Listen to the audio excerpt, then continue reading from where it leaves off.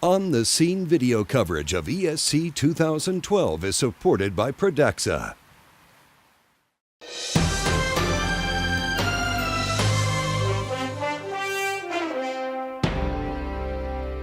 Hi, I'm Deepak Bhatt from Munich at the European Society of Cardiology, here with On the Scene.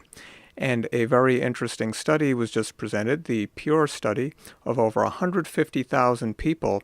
And this was an interesting analysis from 17 countries that looked at things like diet patterns, exercise patterns, and a correlation with income.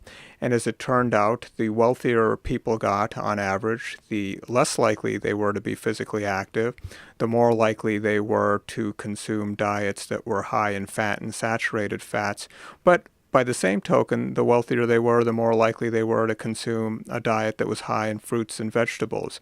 And they were less likely to consume carbohydrates. So an admixture of good things and bad things associated with higher income, or conversely, with lower income.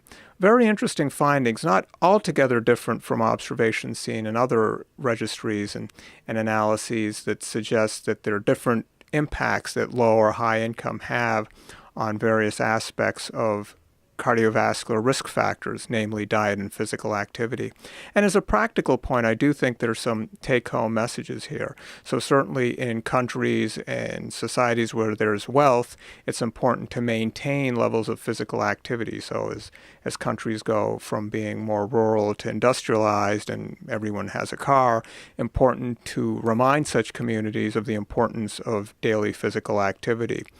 Likewise, in impoverished communities, important to try to set up mechanisms by which people there can have access to fresh produce. And there are such efforts underway in some parts of the United States to try to make sure it's not just a matter of fast food restaurants found in more indigent communities, but rather ensuring access to high-quality fresh produce. So practical steps that can be taken on a public health perspective to try to improve the health of everyone, irrespective of their income.